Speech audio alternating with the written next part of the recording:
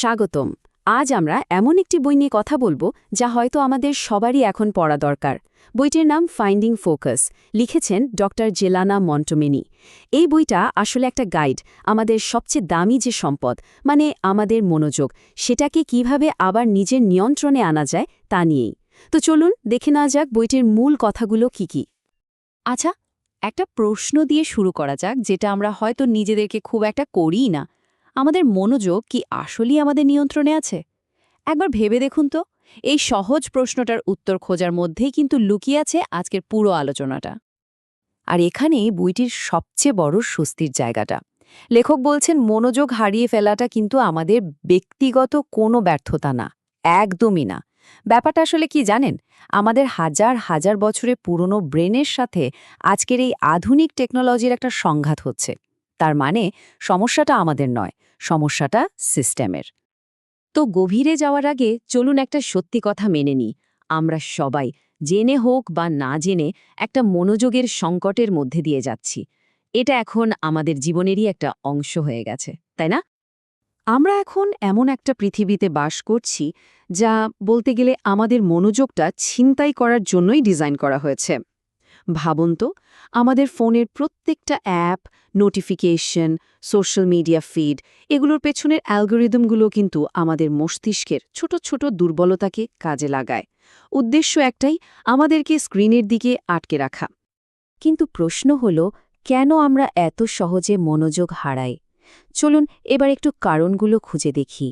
এর পেছনে কিন্তু সায়েন্টিফিক এবং ইমোশনাল দুটো কারণই আছে, আর দুটোই একে অপরের সাথে খুব ভালোভাবে জড়িয়ে। দেখুন, আমাদের ব্রেনে মনোযোগের দুটো সিস্টেম কাজ করে। একটা হলো ভলেন্টারি বা ইচ্ছাকৃত মনোযোগ, ধরুন যখন আমরা মন দিয়ে কোনো বই পড়ছি।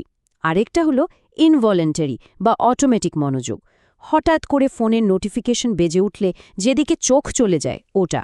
সমস্যাটা হলো, আজকের দিনের টেকনোলজি সারাক্ষণ আমাদের ওই অটোমেটিক সিস্টেমটাকেই খোঁচা দিতে থাকে। ফলে গভীর কোনো কাজে মন দেওয়াটা ভীষণ কঠিন হয়ে যায়। তবে সব দোষ কিন্তু বাইরের জিনিসের না। অনেক সময় আমরা নিজেরাই ডিস্ট্র্যাকশন খুঁজি। এটা একরকম পালানোর রাস্তা।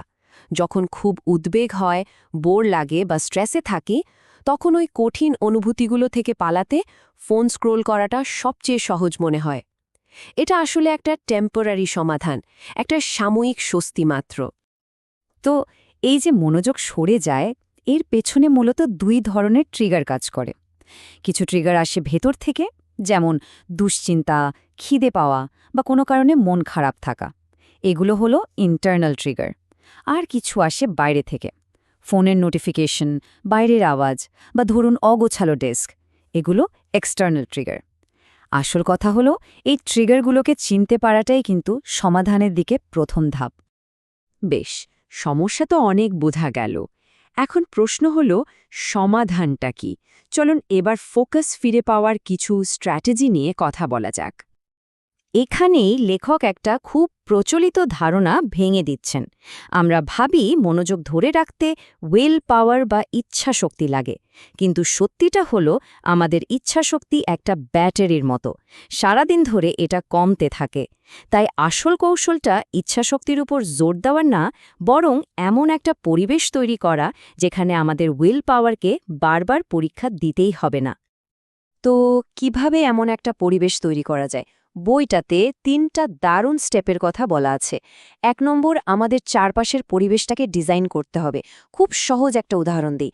কাজের সময় ফোনটাকে অন্য ঘরে রেখে আসুন, দেখবেন কি দারুণ একটা পরিবর্তন আসে। ২ নম্বর, ডিজিটাল বাউন্ডারি সেট করুন, মানে অপ্রয়োজনীয় সব নোটিফিকেশন বন্ধ করে দিন। আর ৩ নম্বর, মাল্টিটাস্কিংকে না বলুন, একবারে একটাই কাজ করুন। এই ছোট ছোট বদলগুলো একসাথে কিন্তু বিশাল একটা প্রভাব ফেলে। বইটাতে অ্যাটেনশন রিচুয়াল বলে একটা দারুণ আইডিয়ার কথা আছে। এটা কি? এটা হলো এমন একটা ছোট সহজ কাজ যা আমরা কোনো গুরুত্বপূর্ণ কাজ শুরু করার আগে প্রতিদিন করব। এটা আমাদের ব্রেইনকে একটা সিগন্যাল দেয় যে ওকে, এখন ফোকাস করার সময়। যেমন ধরুন, কাজ শুরু করার আগে ১ কাপ চা বানানো বা শুধু ২ মিনিটের জন্য চোখ বন্ধ করে শ্বাস নেওয়া। এই ছোট অভ্যাসগুলোই আমাদের মস্তিষ্ককে কাজের জন্য রেডি করে দেয়। কিন্তু এই সব টিপস আর ট্রিক্স শুধু কাজের জায়গার জন্য না। আসল কথা হলো, সত্যিকারের মনোযোগ কোনো একটা বিচ্ছিন্ন অভ্যাস নয়। এটা আসলে আমাদের পুরো লাইফস্টাইলেরই একটা অংশ। কারণ ভেবে দেখুন, গভীর মনোযোগ কিন্তু একটা ব্যালেন্সড জীবন থেকেই আসে। আমাদের ফোকাস করার ক্ষমতাটা আমাদের শরীর আর মনের সুস্থতার সাথে সরাসরি যুক্ত। একটাকে ছাড়া আরেকটা প্রায় অসম্ভব। আর এই ব্যালেন্স জীবনের একেবারে গোড়ার কথা হলো ঘুম। ভালো গভীর একটা ঘুম শুধু আমাদের শরীরকে না, আমাদের ব্রেইনকেও পুরোপুরি রিচার্জ করে। ঘুমের সময়েই আমাদের ব্রেন সারাদিনের অপ্রয়োজনীয় তথ্য ডিলিট করে আর পরের দিনের জন্য মনোযোগের শক্তি জমায়। ভালো ঘুম ছাড়া ডিপ ফোকাস করাটা সত্যি বলতে প্রায় অসম্ভব। ঠিক ততটাই জরুরি হল শরীরচর্চা বা এক্সারসাইজ। আমরা যখন ব্যায়াম করি তখন ব্রেনে রক্ত চলাচল বাড়ে আর তাতে ব্রেনের পারফরমেন্সও ভালো হয়। এটা শুধু শরীরকেই ফিট রাখে না, আমাদের মানসিক শক্তিও বাড়ায়, যাতে আমরা লম্বা সময় ধরে কোনো কিছুতে মনোযোগ দিতে পারি। আর হ্যাঁ, প্রকৃতিকে ভুলে গেলে চলবে না। প্রকৃতির মধ্যে কিন্তু একটা অসাধারণ হিলিং পাওয়ার আছে।